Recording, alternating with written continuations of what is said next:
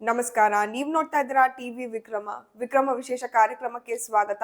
ನಾನು ಜೆಸಿಲ್ ಡಿಸೋಜಾ. ನೀವು ಇಲ್ಲಿ ತನಕ ಟಿವಿ ವಿಕ್ರಮವನ್ನ ಸಬ್ಸ್ಕ್ರೈಬ್ ಮಾಡದೇ ಇದ್ರೆ ತಕ್ಷಣ ಸಬ್ಸ್ಕ್ರೈಬ್ ಮಾಡಿ. ಸಿದ್ದರಾಮಯ್ಯ ಅವರ ಸರ್ಕಾರ ಬಂದಾಗ ಜನರಿಗೆ ತುಂಬಾನೇ ನಿರೀಕ್ಷೆ ಇತ್ತು. ಇದೊಂದು ಮಾದರಿ ಸರ್ಕಾರ ಆಗುತ್ತೆ ಅಂತೆಲ್ಲ ಎಲ್ಲರೂ ಅನ್ಕೊಂಡಿದ್ರು. ಆದ್ರೆ ದುರಾದೃಷ್ಟ ಅಂದ್ರೆ ಮಾದರಿ ಆಗ್ಬೇಕಿದ್ದ ಸರ್ಕಾರ ಮಾರಿ ಸರ್ಕಾರ ಆಗೋಯ್ತು. ಜನರ ಸಂಕಷ್ಟಗಳು ಒಂದೆರಡಲ್ಲ. ಈಗ ರಾಜ್ಯದಲ್ಲಿ ಇನ್ನೊಂದು ಮೆಗಾ ಅವ್ಯವಹಾರ ಶುರುವಾಗಿದೆ. ಸರ್ಕಾರಕ್ಕೆ ಈ ಬಗ್ಗೆ ಗೊತ್ತಿದ್ರೂ ಕೂಡ ಕ್ರಮವೇ ಇಲ್ಲ. ರಾಜ್ಯದಲ್ಲಿ ಸುಮಾರು 20,000 ಬೇನಾಮಿ ಕಂಪನಿಗಳಿವೆ. ಈ ಮೂಲಕ ರಾಜ್ಯಕ್ಕೆ ಹಾಗೂ ದೇಶಕ್ಕೆ ತೆರಿಗೆ ವಂಚನೆ ಎಗ್ಗಿಲ್ಲದೆ ಸಾಗಿದೆ. ಇದು ರಾಜ್ಯ ಸರ್ಕಾರಕ್ಕೆ ಗೊತ್ತಿದ್ರೂ ಕೂಡ ಒಂದೇ ಒಂದು ಕಂಪನಿಯ ಮೇಲೆ ಕ್ರಮ ತಗೊಂಡಿಲ್ಲ. ಇದು ಕಾನೂನು ಬಾಹಿರ.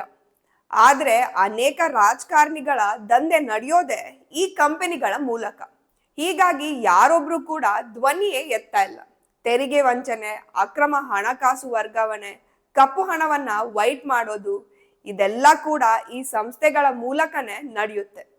ಕೊನೆಗೆ ನಷ್ಟವನ್ನ ತೋರಿಸಿ ಜಾರಿಕೊಳ್ತಾರೆ. ಹೇಗೆಲ್ಲ ಯಾಮಾರಿಸ್ತಾರೆ ಅಂದ್ರೆ ತೆರಿಗೆ ವಂಚನೆಗಾಗಿಯೇ ಹೊಸ ಕಂಪನೀಸ್ಗಳನ್ನ ರಿಜಿಸ್ಟರ್ ಮಾಡ್ತಾರೆ.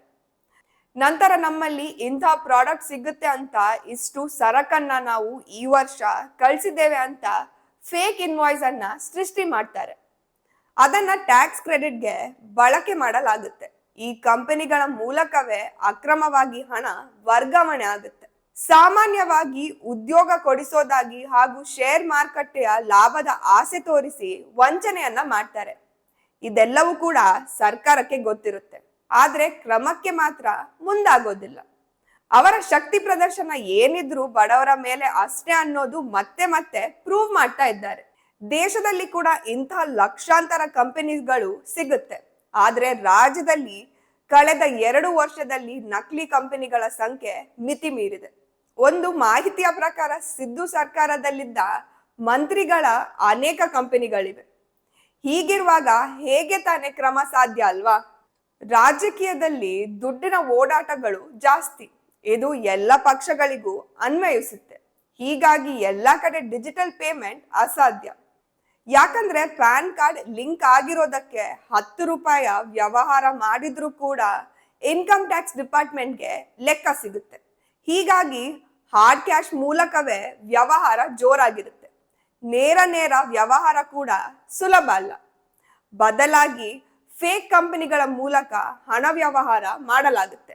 ಇದಕ್ಕೆಲ್ಲ ಇವಾಗ್ಲೇ ಬ್ರೇಕ್ ಹಾಕಿಲ್ಲ ಅಂದ್ರೆ ರಾಜ್ಯಕ್ಕೂ ಲಾಸ್, ರಾಷ್ಟ್ರಕ್ಕೂ ಲಾಸ್. ನಕಲಿ ಕಂಪನೀಸ್ಗಳನ್ನ ನಂಬಿ ಹಣ ಕಳೆದುಕೊಂಡವರು ತುಂಬಾ ಜನ ಇದ್ದಾರೆ. ಯಾಕಂದ್ರೆ ರಿಜಿಸ್ಟರ್ ಮಾಡಿದ್ದಾರೆ ಅನ್ನುವ ಒಂದೇ ಕಾರಣಕ್ಕೆ ಕಂಪನೀಸ್ಗಳನ್ನ ನಂಬಬಹುದು ಅಂತ ಅರ್ಥವೇ ಅಲ್ಲ. ಹೂಡಿಕೆ ಅಥವಾ ಇನ್ಯಾವ ವ್ಯವಹಾರ ಮಾಡುವಾಗ ಮಾಲೀಕರು ಯಾರು, ಕಂಪನಿಯ ಡೈರೆಕ್ಟರ್ ಯಾರು, ಆ ಸಂಸ್ಥೆಗೆ ಬಂಡವಾಳ ಹಾಕಿದವರು ಯಾರು, ಎಷ್ಟು ಹೂಡಿಕೆ ಮಾಡಿದ್ದಾರೆ, ಆಫೀಸ್ ಎಲ್ಲಿದೆ, ಹೀಗೆ ಎಲ್ಲವನ್ನ ನೋಡ್ಕೊಳ್ಬೇಕಾಗುತ್ತೆ. ನಮ್ಮ ದುಡ್ಡಿಗೆ ನಾವೇ ಹೊಣೆ. ಯಾಕಂದ್ರೆ ನಕಲಿ ಕಂಪನಿಗಳನ್ನ ಪತ್ತೆ ಹಚ್ಚಿ ಬೀಗ ಹಾಕ್ಬೇಕಿದ್ದ ಸರ್ಕಾರ ಬಾಯಿಗೆ ಬೀಗ ಹಾಕಿಕೊಂಡು ಕೂತಿದೆ. ಹಾಗೆ ನೋಡಿದ್ರೆ ಮೋದಿ ಸರ್ಕಾರ ಎಲ್ಲವನ್ನ ಗಮನಿಸ್ತಾ ಇದೆ. ನಕಲಿ ಕಂಪನೀಸ್ಗಳನ್ನ ಹುಡುಕಿ ಮುಚ್ತಾ ಇದೆ. GST ವಂಚನೆ ಮಾಡೋಕೆ ನಕಲಿ ಕಂಪನಿಗಳನ್ನ ಮಾಡಿ ಸುಮಾರು 54 ಕೋಟಿ ವಂಚಿಸೋಕೆ ನೋಡಿದ್ದ 7 ಜನರನ್ನ ಜೈಲಿಗೆ ಕಳಿಸಿದೆ. ಇನ್ನೊಂದು ಪ್ರಕರಣದಲ್ಲಿ ಆದಾಯ ತೆರಿಗೆ ವಂಚಿಸೋಕೆ ನೋಡಿದ ಸಂಸ್ಥೆಯನ್ನ ಸೀಸ್ ಮಾಡಿ 232 ಸಂಸ್ಥೆಗೆ ಸೇರಿದ 1,000 ಕೋಟಿ ಹಣವನ್ನ ಮುಟ್ಟುಗೋಲು ಹಾಕಿದೆ. ತಪ್ಪು ಮಾಡಿದ್ದು ತಿಳಿದ್ರೆ ಮೋದಿ ಸರ್ಕಾರದಲ್ಲಿ ಕ್ಷಮೆ ಅನ್ನೋದೇ ಇಲ್ಲ. ಯಾಕೆ ಮೋದಿ ತರ ನಮ್ಮ ಸಿದ್ದರಾಮಯ್ಯ ಅವರು ಕೆಲಸ ಮಾಡೋಕೆ ಆಗೋದಿಲ್ವಾ? ಎಲ್ಲಿ ತಮ್ಮವರೇ ತನ್ಗೆ ಕಂಟಕ ಆಗ್ತಾರೆ ಅನ್ನುವ ಭಯ ಇರ್ಬೋದು. ಸ್ವತಃ ತಾವೇ ಭ್ರಷ್ಟಾಚಾರದ ಆರೋಪದ ಅಲೆಯಲ್ಲಿ ತೇಲ್ತಾ ಇರುವ ಸಿದ್ದರಾಮಯ್ಯ ಅವರಿಗೆ ತೆರಿಗೆ ವಂಚನೆ ಮಾಡುವ ಕಂಪನಿಗಳನ್ನ ಮುಚ್ಚಿ ಅನ್ನೋದು ಮೂರ್ಖತನವೂ ಹೌದು. ಅಂಥದ್ರಲ್ಲಿ ಅವರಿಂದ ಇಂತಹ ಕ್ರಮ ನಿರೀಕ್ಷೆ ಮಾಡೋದೇ ತಪ್ಪು. ಬಟ್ ಅದೆಷ್ಟು ಬೇಗ ನಕಲಿ ಕಂಪನಿಗಳಿಗೆ ಬೀಗ ಬೀಳುತ್ತೆ, ರಾಜ್ಯಕ್ಕೂ ದೇಶಕ್ಕೂ ತುಂಬಾನೇ ಒಳ್ಳೇದು. ಟಿವಿ ವಿಕ್ರಮ, ದೇಶ ನಿಮ್ಮ ಕೈಯಲ್ಲಿ. ಈ ಕಾರ್ಯಕ್ರಮ ನಿಮಗೆ ಇಷ್ಟ ಆಗಿದ್ದಲ್ಲಿ ಲೈಕ್, ಶೇರ್ ಹಾಗೂ ಕಮೆಂಟ್ ಮಾಡಿ. ಟಿವಿ ವಿಕ್ರಮದ ಕಾರ್ಯಕ್ರಮಗಳನ್ನು ನಿರಂತರವಾಗಿ ವೀಕ್ಷಿಸಲು ಸಬ್ಸ್ಕ್ರೈಬ್ ಮಾಡಿ, ಬೆಲ್ ಐಕನ್ ಒತ್ತಿ.